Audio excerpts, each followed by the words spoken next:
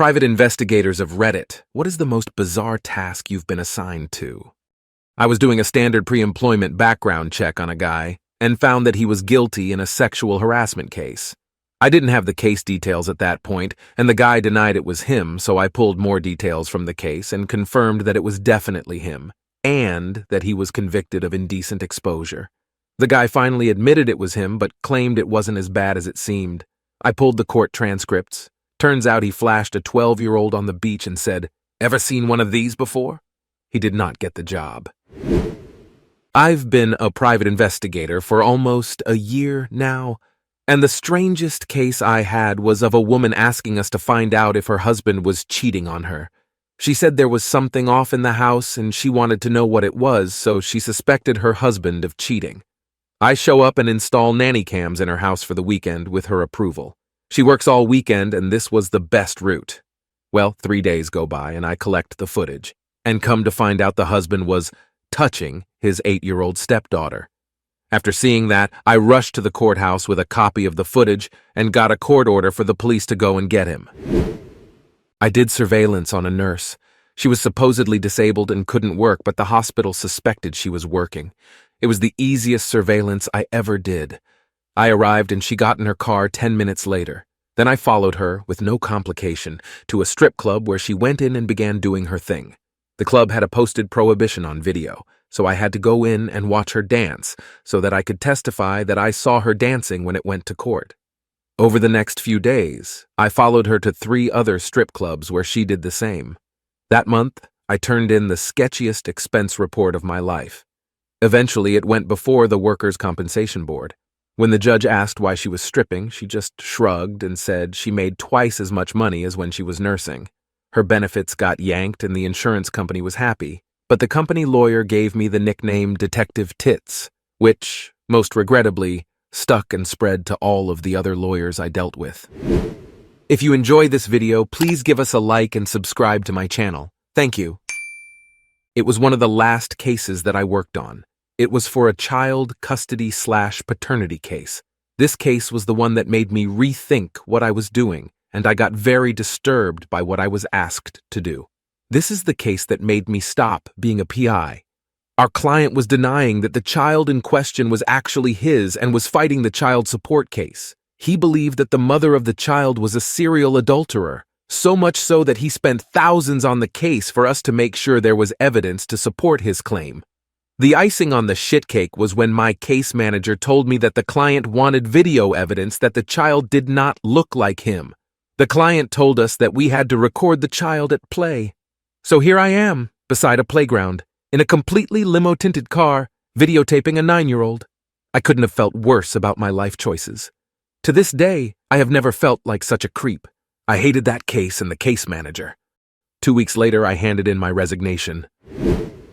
I worked for a PI company that mostly handled workers' compensation cases for insurance companies and other employers.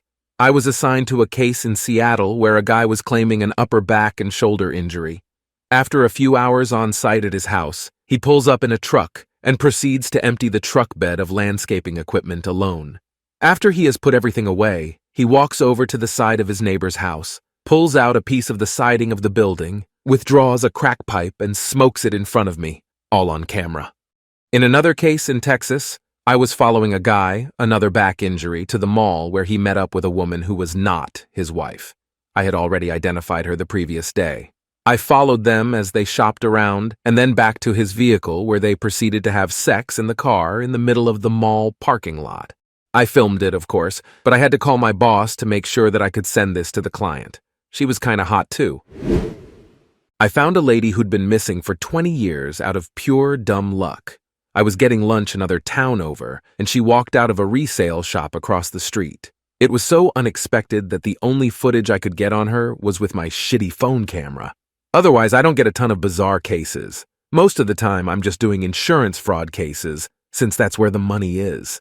The most interesting part is looking at their background info and piecing together what kind of person they are based on their spending habits.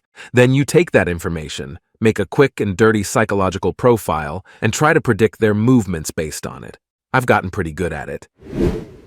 I was tasked with doing surveillance on a wealthy geologist who was in a very minor car accident but was collecting $5,000 a month from the insurance company because she supposedly couldn't work. These cases were my specialty, and I almost always got my person using my shady tactics. In this case, the subject was a 60-year-old Chinese woman.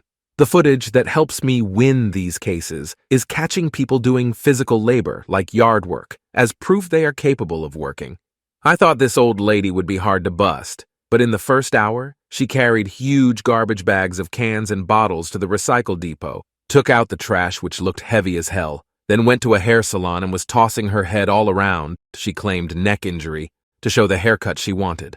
1 hour of surveillance and she was done. No shady tactics required. The insurance company should have given me a bonus for that one. I had a case referred to me by an attorney I worked for involving a woman who was convinced that her condo maintenance man was going into her home while she was gone and moving things around. She had bought the condo from him originally. In other words, it was his former condo.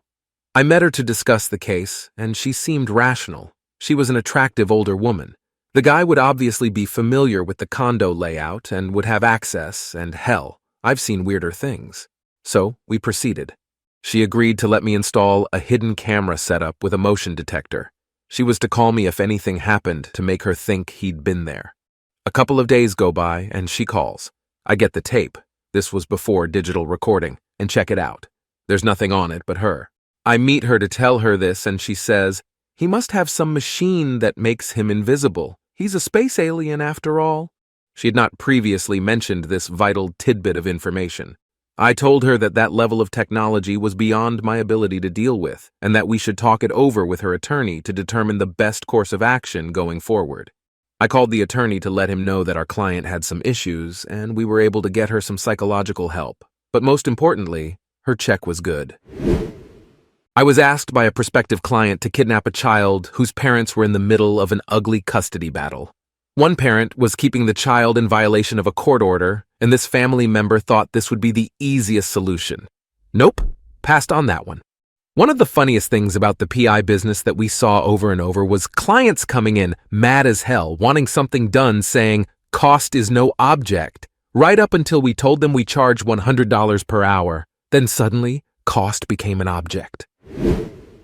I'm a PI, been one for a long time.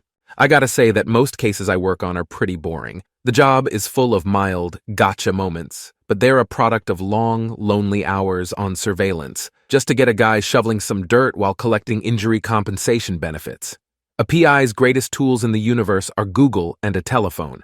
I can call and ask anyone anything under the guise of anything I want. I even call the people I'm investigating sometimes, or correspond via email when I need answers or information.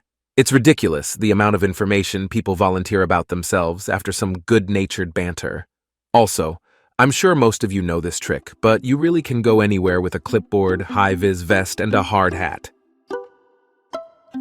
Thank you for watching, and please subscribe to my channel for more content like this. This is Reddit Story Hour. See you in the next video!